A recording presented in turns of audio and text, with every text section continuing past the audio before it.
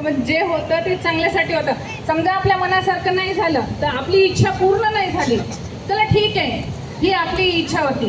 पण जे नाही झालं ती देवाची इच्छा आहे, कारण देव आपल्याला त्याच्यापेक्षा अजून खूप चांगलं देऊ इच्छितो. त्याच्यासाठी आपल्याला सध्या अपयश दिले त्या गोष्टीसाठी, त्याच्यामुळे आपण नाराज नाही व्हायचं. तर ह्या विषयाला अनुसरून एक गोष्ट मी तुम्हाला सांगणार आहे.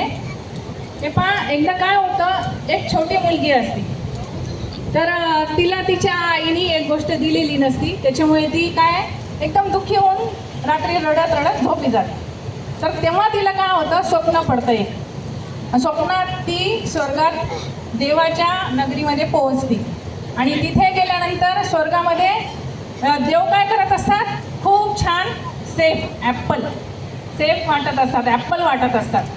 तर तिथं त्यामध्ये खूप तुमच्यासारखे लेकरं किंवा बाकीचे पण स्त्री पुरुष, बाबा देव आपल्याला प्रसाद वाटतायत, इतके छान छान ॲपल वाटतायत म्हणून सगळेजण सकाळपासून लाईन लावतात आणि ते ॲपल घेण्याला हे असतात. कारण देव प्रसाद वाटतायत आणि देवाच्या हाताने आपल्याला प्रसाद मिळणार म्हणल्यावर का नाही उत्सुक राहणार ना सगळेजण. त्याच्यामुळे सगळे चढाओढीनं, पण तिथं स्वर्गामध्ये कसं असतं, शिस्त असते, जशी आपल्याला इथे शिस्त शिकवली मीराताईने.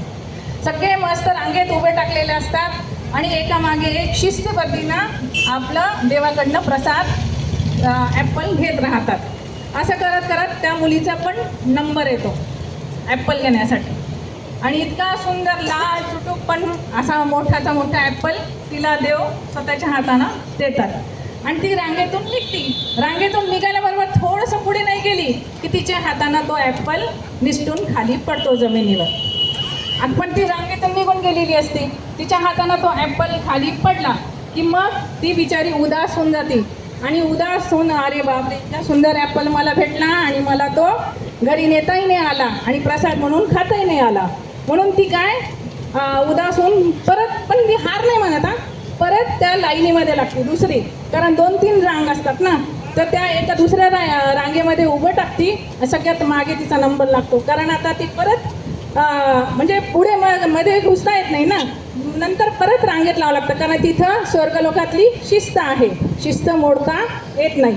मग ती लहान असो की मोठी असो, परत तिला मागे जाऊन उभे टाकावं लागलं रांगेमध्ये. आणि हळूहळू करत, आता ते कसं संध्याकाळ झाली हळूहळू, कारण एवढी मोठी रांग होती, प्रत्येकाला सेफ द्यायचं आणि ती रांग संपेपर्यंत संध्याकाळ झाली. संध्याकाळ झाली तेव्हा, आणि तिकडं तिचं लक्ष पूर्ण ते सेफच्या टोपलीकडे होतं, ॲपलच्या टोपलीकडे. एक एक एक एक एक एक ॲपल कमी होत चालला होता. तिचं मन असं दुगदुग करायला की आता मला ॲपल भेटतं की नाही. हां, तर तिचा तो विचार, आता देव तर अंतर्यामी असतात बरं का, त्यांना सगळं कळतं, पण ते तेव्हा दाखवत नाही. पण ती जेव्हा येते तर तिला, आता ते लेकरू आहे ना, तिला काय माहीत की देवाच्या दरबारात कधीच काही कमी पडत नाही, कारण निर्माता कोण असतो, स्वतः देवच असतो, त्याचीच निर्मिती असते. प्रत्येक फळ फूल झाड सगळ्या गोष्टी देवच देत राहतो. तर त्याच्या इथं कोणत्या गोष्टीची कमी राहणार आहे का, नाही. पण ती लेकरू, ती मुलगी इनोसंट असते ना, तिला काय माहीत, ती आपला उदास होऊन पुढे येते. पण तेव्हा तिला एक इतकं म्हणजे तोपर्यंत काय, दुसरे ॲपल जे येतात इतके छान छान ॲपल पेटीमध्ये बंद होऊन येतात आणि तिला एकदम ताजा आणि एक छान ॲपल परत एकदा भेटतो, परत ती सेफ तिला भेटते.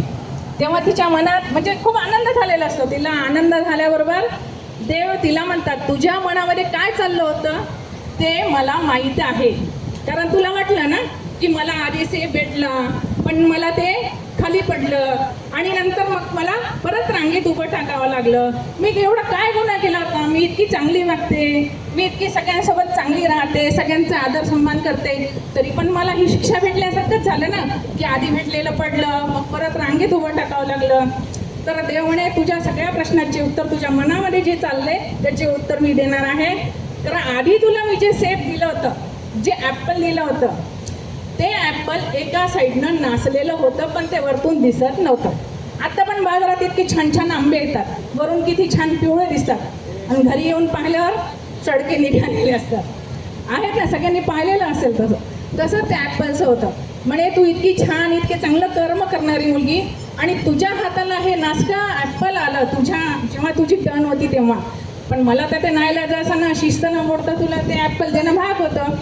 त्याच्यामुळे मी थोड्या दूर गेल्यावर तुझ्या हातातनं ते पाडलं आणि तुला बुद्धी दिली की तू परत रांगेत ये. आणि तू रांगेत आलीस, तू आळशीपणा न करता परत रांगेत आलीस आणि परत रांगेत लावून शिस्त पाळून परत ॲपल घेतलं. तर आता ॲपल यायला वेळ होता, चांगले झाडावरची ताजी ॲपल आता आलेली आहेत आणि ती ताजी ॲपल तुला भेटलं. त्याच्यामुळे आता तू हसत हसत जा. ती ॲपल घेऊन हसत हसत जाती आणि एकदम स्वप्नात असती ना ती, स्वप्नात, कारण तिला स्वप्न पडलेलं असतं, डचकून उठती. सकाळ झालेली असती, तिची मम्मी तिला उठवायला आलेली असते, अगं शाळेत जायचंय. तर हो हो मम्मा म्हणून ती एकदम बिलगून जाते. तिच्या आईला कळतच नाही, तिच्या आईला वाटतं की रात्री तर इतकी रुसून झोपली होती, सकाळी उठल्याबरोबर इतकी छान खुश झाली.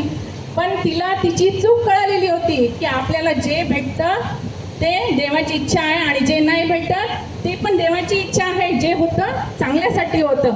म्हणून ती पण खुश झाली आणि तिला तिची म्हणजे जी चूक आहे, आपण उगीच कोणत्याही गोष्टीसाठी हट्ट धरून रुसतो आईवडिलाशी, ते तिला कळालं आणि त्याची तिला जाणीव झाली. म्हणून तुम्ही सगळ्यांनी याच्या पुढे लक्ष द्यायचं. या गोष्टीचा सारांश आहे की जे होतं चांगल्यासाठी होतं, जे आपल्याला भेटलं नाही ती आपली इच्छा होती, ती पूर्ण नाही झाली. पण जी नाही झाली ती देवाची इच्छा असती, कारण देव आपल्याला त्याच्यापेक्षा चांगलं देणार असतं. कारण आपण सगळे देवाची लेकरं आहोत आणि देव आपल्या लेकराचं कधी वाईट करत नाही. फक्त एवढंच आहे, आपल्या कर्मानुसार थोडं वेळ कमी जास्त होतं. कारण ह्याचं उदाहरण बघा, आता कोल्हापूरचा वीरदेव डोने UPSC मध्ये 551 नंबर आला त्याचा. त्या मेंढरा चालणार आहे का मुलगा तो, आणि त्याला UPSC मध्ये त्याचा 551 पूर्ण आपल्या इंडियामध्ये हा म्हणजे हे आहे की नाही. तर दोनदा तीनदा प्रयत्न करून त्याला तिसऱ्यांदा हे यश आलं. म्हणून त्यांनी काय सोडून दिला का प्रयत्न?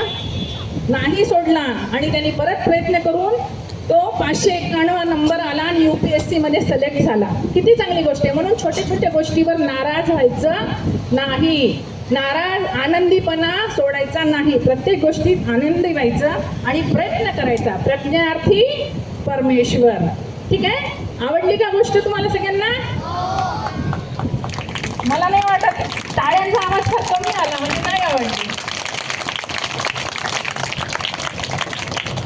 मग आजपासून जो संकल्प आहे की तुम्ही छोट्या छोट्या गोष्टीसाठी हट्ट करणार का? बरं ठीक आहे, हट्ट नाही केला तरी उदास होणार का? जे तुम्हाला गोष्ट तुमच्या मनात होती पण आज मला ही भेटली नाही.